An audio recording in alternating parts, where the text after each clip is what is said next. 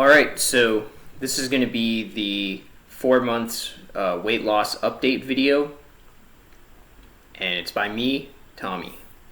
So, in summary, I lost 2.4 pounds of scale weight this month, which is a lot less than the prior months, about half to a third as much as most other months.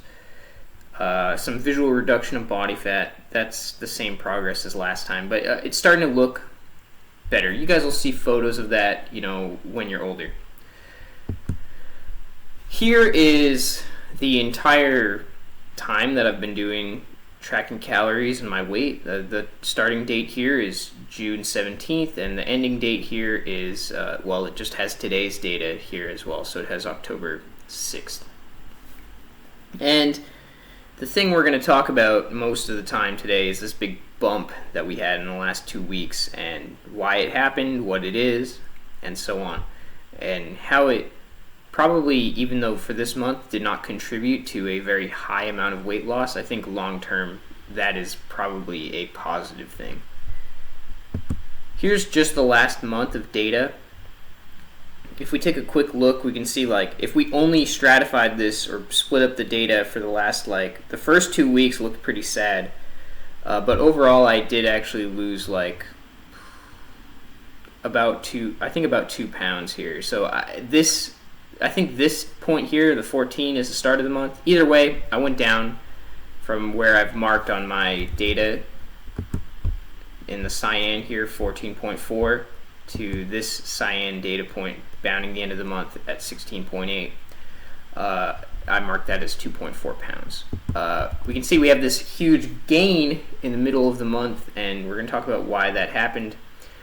Basically, it was getting really hard to stay consistently under calories. If I had 400 calories deficit, or even sometimes 300 calories of a deficit, I would just start to get really hungry, and no amount of food or combination of food I tried would make me feel full. So I just decided for a week, which sort of stretched out into 2 weeks, that I was going to just stay even with calories, or even let myself go over a few times. So I did that, and here was the consequence. But once I started restricting calories again, my weight started to decrease pretty rapidly.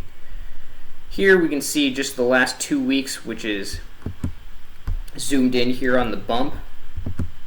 It's a good example of how to lie with statistics, because it doesn't look that bad in this graph. There's 2 data points missing when I was in New York City, so I didn't pack my bathroom scale with me. Call me crazy, but I just chose not to do that. And overall, I think that it's a good thing, because it just kind of increased my motivation to continue losing weight. So yeah, reasons for the bump, there are just a lot of psychological stress and so on. I started working out this month also. I don't really do too much of a workout. I just spend a Saturday, and if I do 100 pull-ups in all of the Saturday and 100 push-ups all of Saturday, then that's my workout. If I feel motivated, I'll try to run up to 4 miles. I can't usually make it the whole 4 miles. Usually I make it about 3 and then keep walking. If I run 2 days in a row, then maybe I can only make it 2, but I have run the full 4 miles from my house to Kenmore Square and back a few times. So that's a good thing as well. That's contributing to, overall just being more healthy. I also started keeping track of my body fat this month just through a method called the U.S. Navy calculation method. You just take a tape measure and you measure your waist and also your neck, and it spits out how much your body fat is. According to this, if this is true, I feel like this is probably exaggerated. It says I'm 15% body fat. I bet I'm probably more. I bet I'm probably 20%. Who knows? I'm going to keep up with measuring that. As the point is not whether or not this number is the actual body fat percentage. The point is as I'm doing the measurement, do I see a reduction or a trend that reduces body fat over time? So gonna keep up with using that, and it feels good to get a measurement that's like 15.1% body fat, or just to see it go down. Even though, like, we can see here, I should have probably correlated the graph a little bit better, or like included the date down here, but we can see, like, even though my weight had a big swoosh, a big increase here, followed by a dip, my body fat primarily just trended downwards. So that was a good thing as well. The other thing that I'm gonna bring up here is some great food that I ate. The first is bonchon, which I hadn't until this picture was taken. I had not had it for like 2 years maybe, because I went to the bonchon on Brighton Ave, and I got like a cockroach on my sushi. I got sushi and chicken, and they served me a cockroach on it. So they didn't even comp the whole meal too. They only comped the sushi. So I didn't go back there for a while, but one of my friends really likes bonchon. So I was just like, all right, I'll give it another chance, and I do really like it.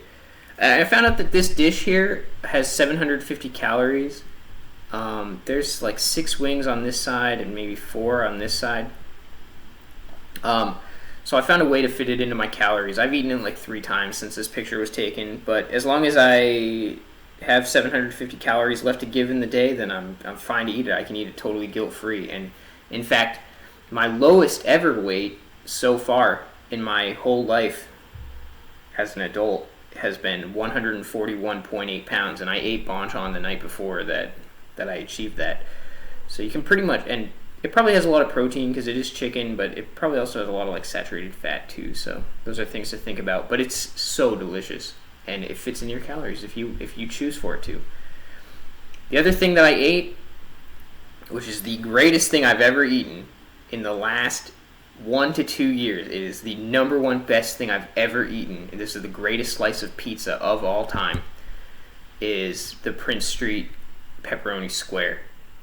I can't stop thinking about it. I literally can't stop thinking about it. It's the most delicious thing I've ever had. It's so fucking good. It's so amazing.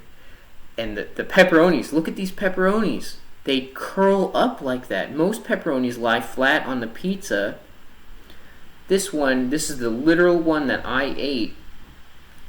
I don't know how they do that. And the thing that was so great about this pizza was the bread. I've never eaten a pizza and thought about the bread before, the crust. But it was just like, it seemed like the most important part of the entire pizza. Like, usually when you eat pizza from like Beatty or wherever else, or not you, most people who are watching me know what that is, but if you eat pizza from like any shitty pizza place, then you think about like the cheese or the meat or something, but the bread on this pizza was by far the best part. I bet if they just sold bread, I'd probably eat it. And anyway, I hope to go back to New York City to eat that pizza again sometime. But overall, we did reduce in weight this month. I'm going to keep trying. I think that I had these projections for my goal to be that I would have separated abdominals by November. I think that that's going to get pushed back. I just have a hard time, like, from having looked at myself every morning, I'm having a hard time imagining that I'll look the way that I'm hoping for in just 1 month. But in 2 or 3 months, I definitely see that as a possibility.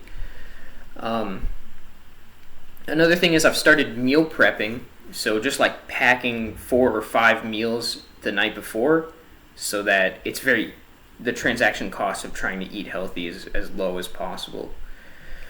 So I haven't fallen off the habit yet, but if you stuck with the video this long, thanks for watching. And if next month I'll post a 5 months progress report. If I don't, you'll know that I just got fat again. So see y'all next time.